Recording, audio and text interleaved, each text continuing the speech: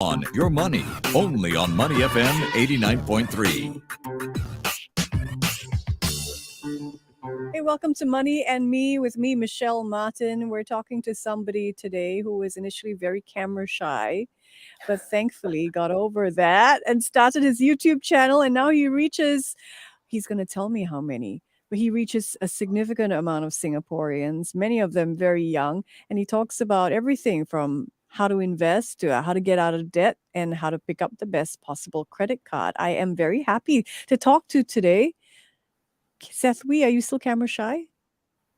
Still a bit hesitant.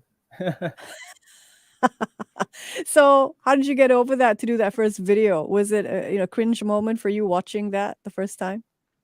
Yeah, I think the first few times is always a bit awkward to see yourself on camera. I guess I got over that, and yeah, still trying to And get now over you that. love to look at yourself on camera? Yeah, now a lot more comfortable. I think once you do something, long enough, yeah, you get over all That's the great. yeah. You just have to do it, right? So what Yeah. prompted you to start your own YouTube channel about personal finance? Well, I actually started with a blog first, right? Because a blog, you don't have to show your face and all. But I realized that a lot of the growth was coming from the YouTube space. Right? There were a lot of YouTubers that were getting traction in their channels. And I thought, okay, if I want to compete with them, I have to start my own channel. 8,000 subscribers currently. How old were you when you first started your channel, Sethify? Oh, quite old, actually. I think I was 33. That was about 2 years ago, yeah. Okay. So, has what you've been doing changed in your life? What were you doing when you started the channel, and what are you doing now? Oh, yeah, it's changed dramatically, I think, because 2 years back, I was a tutor, full-time tutor, and I decided to start my channel. Over the course of the channel, actually, my current boss, found one of my videos. He offered me a job, and yeah, now I'm employed, with a full-time job. And your current boss is none other than Yeah, the man behind Provident, right? correct. The mega Christopher Tan, who we influencer. speak with. Who we speak with here on Money FM as well. We love Yeah. Chris and his work. And so he talent spotted you because of one of your videos? Yeah, he saw one of my videos and he thought I was an interesting person. So he offered me a job and I took it. Absolutely fantastic. Okay, let's get to the money question. We're here on Money FM. This show is all about making money work harder for everybody. What's in your portfolio? Oh, I actually made a video on this, but yeah, I'll just review it here as well. We're I making another mostly, one here. You got to tell me now. yeah, I'm mostly in indices and passively managed funds. So like S&P 500, QQQ, also some significant amount in robo-advisor portfolios. Yeah, I don't believe in actively managed funds. So yeah, the bulk of my investments are in passive funds like that. Have you been invested in the S&P 500 for a while? At this point, I think at least 3 years. 3 years? Did 2020. you say? Yeah, I think before the pandemic till now. So yeah, more than 3 years actually. Okay. So in terms of the indices, is that the only indices that you're invested in? QQQ is another, but I guess it's quite similar to S&P. Robo-advisor portfolios also has quite significant exposure to S&P. So yeah, I would say it's mostly in US indices. Okay, so why invest in the US indices, and what are the taxes involved, and has that held you back? I think the US index, we can't ignore it, right? Because it's 60% of the global market. And a lot of their companies are international, like Apple, Google, Microsoft. So I like it because they have a lot of growth companies like that, like the tech sector. A lot comes from the US. And as for taxes, there are some withholding taxes. So when they pay dividends, you do have to pay 30% on that. So there are ways to mitigate that. Of course, you can buy it from the UK exchange, or you can buy it through, I guess robo advisors, they tend to help you to navigate some of the tax situation as well. Okay, so do you use a robo-advisor? Yeah, I have significant exposure in robo advisors, mostly because I also want to review it for my audience. So I buy them through robo advisors just to have a feel of what the interface is like, how their performances are, yeah, things like that. Okay. So somebody listening in thinking, listen, I too want to invest in the S&P 500. I want to bank on the US market. How do I get started? What are my options? Do I need a brokerage? How do I invest via Europe if I want to circumvent the tax issues? What do you say? Well, there are a few ways you can do that. So you can use one of the many trading apps now available, right? Or the animal themed apps, and you can just buy the index directly. But that tends to be from the US market because I think most of these apps don't have UK exchange. There are a few trading platforms where you can buy the S&P through the UK exchange. So you have to go and maybe Google, do some research on what is the best trading platform for you to do that. Alternatively, I guess you can go for robo advisors. There is a little bit of more of a cost there, but they give you an advantage in the sense that they help you navigate this kind of tax situations, and they also have pre-made portfolios, so you don't really have to think so much about what to invest in. Okay, so not a recommendation, but which robo advisors do you use? Currently with Endowus and Scythe. So do you use your CPF if you're investing with Endowus to buy the S&P 500 ETFs? I actually don't use my CPF to invest because by and large, I've been self-employed for the greater part of my adult life. Yeah, so I don't really have a lot of CPF savings. Right. So you have to have I think about 20,000 in your OA before you can use the excess to invest through platforms like Endowus. I was just wondering because Endowus is what people generally use when they want to use their SRS funds to invest. Oh yeah, my SRS funds are through Endowus. Okay. Lots of beginners investors love this show, and they'd like to know, what do you use to identify the best stocks to invest in? What works for you? What's your playbook? Well, I don't believe in individual stock picking. Yeah, so I don't really analyze individual companies and then invest in it. For me, I look at the broader market. I try to go for a large diversified fund. So something like S&P, I think is great because it has a lot of companies in it. Yeah, so I don't really analyze individual companies. So you don't stock pick, you don't go for individual stocks. What other funds in terms of sectors maybe or areas are you looking at? Well, again, I also do not look at particular sectors, although I'm quite bullish on the tech sector, which is why I have QQQ, because that is more exposed to the tech sector. Yeah. Any bonds in the portfolio? Bonds would be more of Singapore-based, like Singapore savings bonds, just for short-term, emergency savings. But aside from that, no. Currently, I think I can have a 100% equity portfolio because retirement is still quite far away from me, right? So I think I can have mostly everything in equities. So you started your channel, you say, a couple of years ago in your 30s. You're still in your 30s then? Yeah, 35. Okay, that's why retirement is far away. When did you start investing? I would say late 20s, so maybe 6-7 years ago. Late 20s. Okay. Any lessons you wish you learned earlier about investing? Wow, that's a very big question. I guess what I found really useful was that that investing actually requires you to put aside money every month automatically into investing rather than make ad hoc decisions on, oh, the market looks good now, let me invest more, or the market looks scary now, let me stay out of the market. I realized that actually being invested consistently is what helps your portfolio grow, right? Because on market downturns, you actually buy at cheaper prices. And you don't time the market because you tend to let life take over, right? You are busy this month and therefore you don't invest, or you let emotion take the better of you and not invest when actually it should be time to invest. Yeah. So the diligent DCA approach, dollar cost averaging approach to investing is something that you wish you knew earlier. Correct. Okay. Have you always been a diligent saver?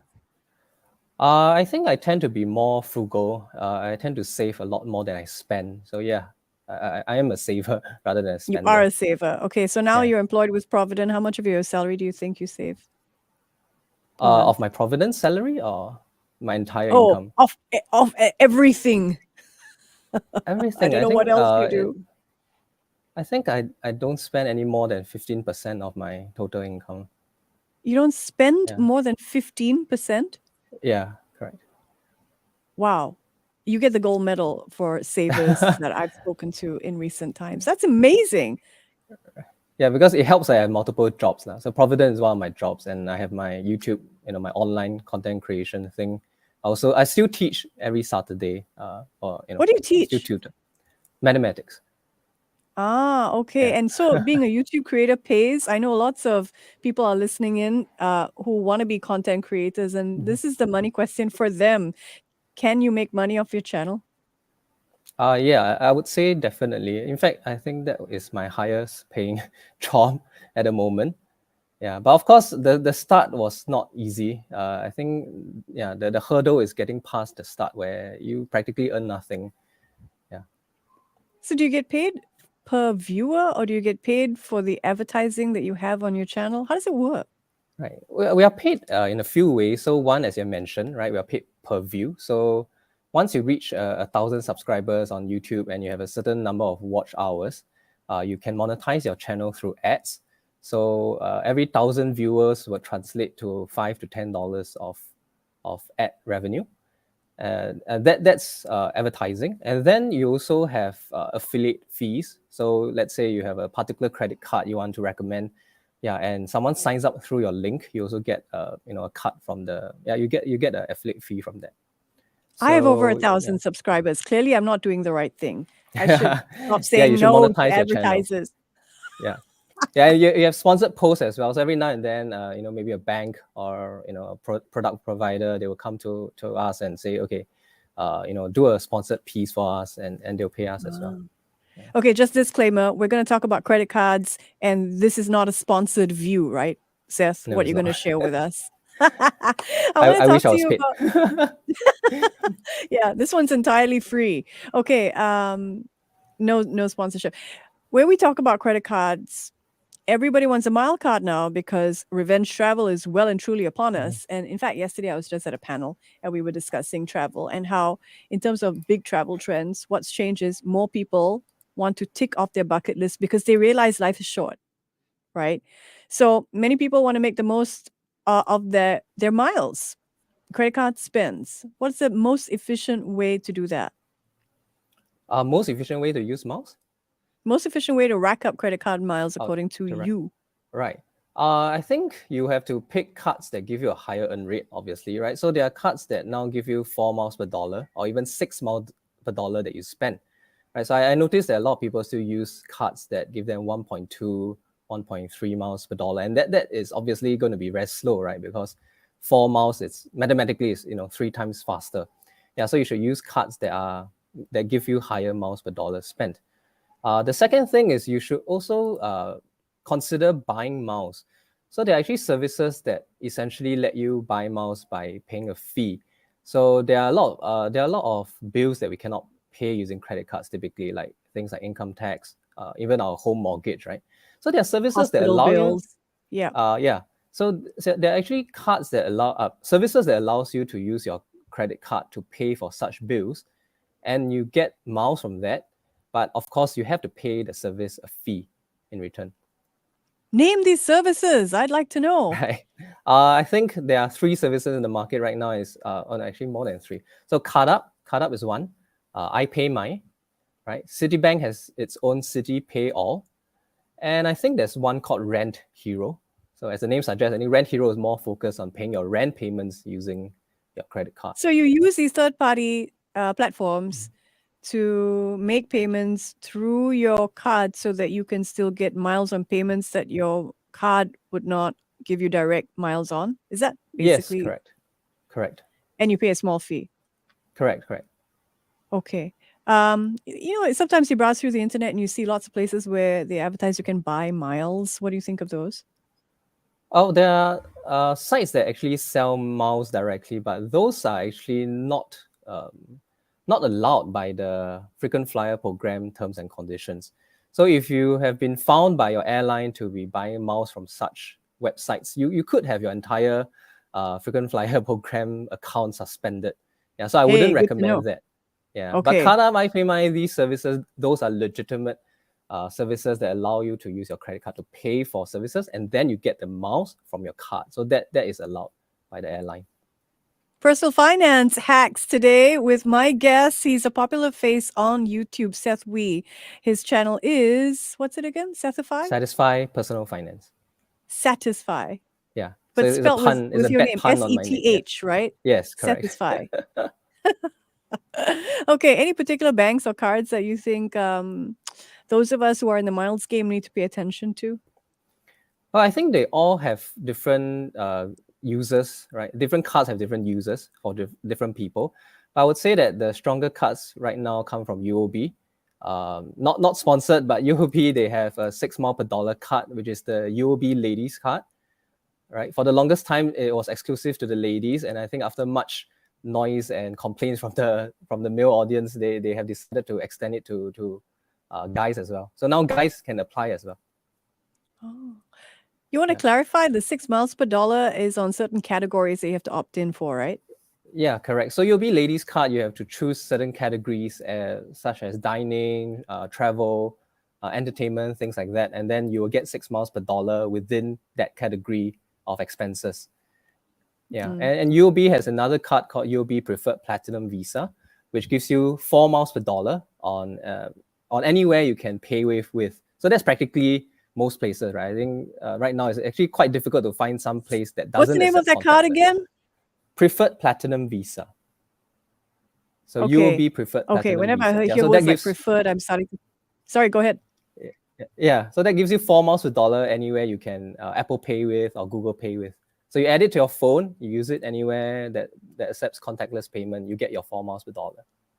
Okay, so whenever I hear words like preferred and platinum for credit cards, I think of the segment of the audience that's wondering, if I don't have the required salary to get a credit card, what can I do if I want to be in on the miles game? Oh, these are all 30K annual income cards. Yeah, so I mean, now a lot of platinum cards are all actually entry-level cards, right? So they are no longer exclusive to the high-end, higher net worth. Interesting. All right, you say you wear many hats. You're still working very, very hard in spite of being a YouTube success. What do you do at Provident? Sorry, what am I? What do you do at Provident? Yeah. I'm a client advisor at Provident. So I advise clients on reaching their retirement goals, helping them manage their investment portfolios. Okay, so what do you think is the biggest takeaway that you've learned about money so far from this role? Oh, I think the biggest takeaway would be that money actually doesn't solve every problem. I think it's a cliche, right? But I realize that sometimes I speak to some of my clients who have a lot of resources, that money actually doesn't solve everything in life. And yeah, it's actually a means to an end rather than the end itself. How do you manage still holding down a job at Provident and being an influencer? I mean, has it got to a stage where you need help with the graphics and the design and all the editing, or do you do that yourself? Yeah, I still do most things myself, although I've been considering outsourcing some of those things to maybe a freelancer. Yeah, but I think what I've done is I have actually reduced my teaching hours. I used to teach almost every day, but now it's only on Saturdays. Yeah. Dedicated teacher. Still doing Yeah, it because you love the students, love the actual teaching?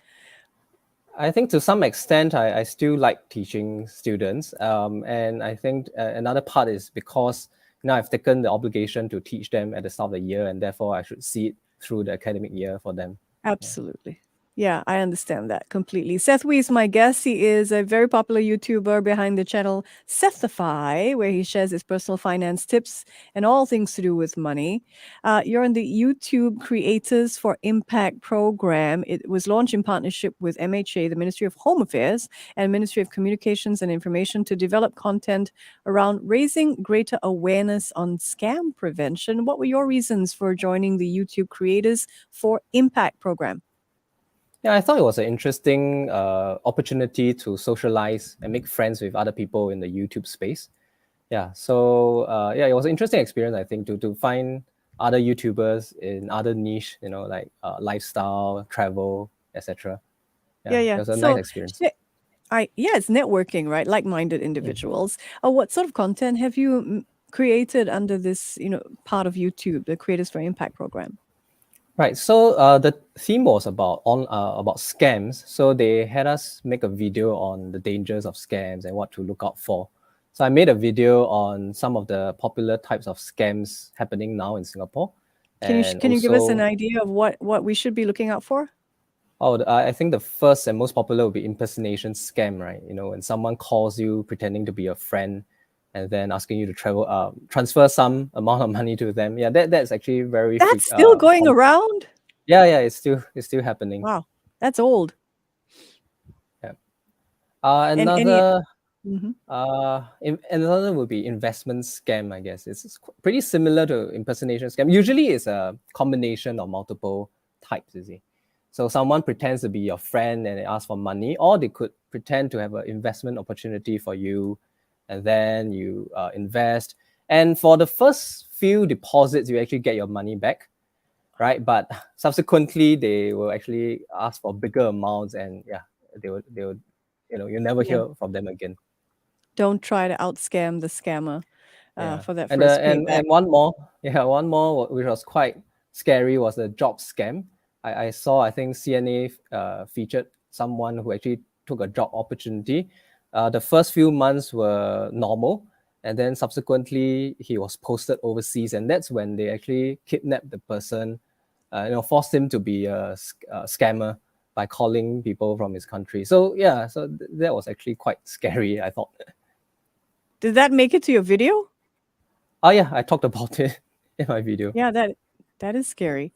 All right, we've got about 40 seconds on the clock. What do you say to other people out there who want to make money on YouTube and become an influencer?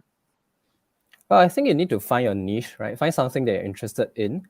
And then you need to be prepared that for the first few months, or even it could be years, that you will not earn anything from it until you build a sizable audience. Fantastic. but Well, say yeah. hi to Christopher for me. Yeah, sure. If I always say if I had $1 zillion, I would give it all to Christopher Tan from Providence. And it's been a great pleasure meeting you, Seth. Congratulations on the success of your channel, Sethify. My guest today on Money and Me is Seth Wee. I'm Michelle Martin. The news is next. Thanks very much, Seth.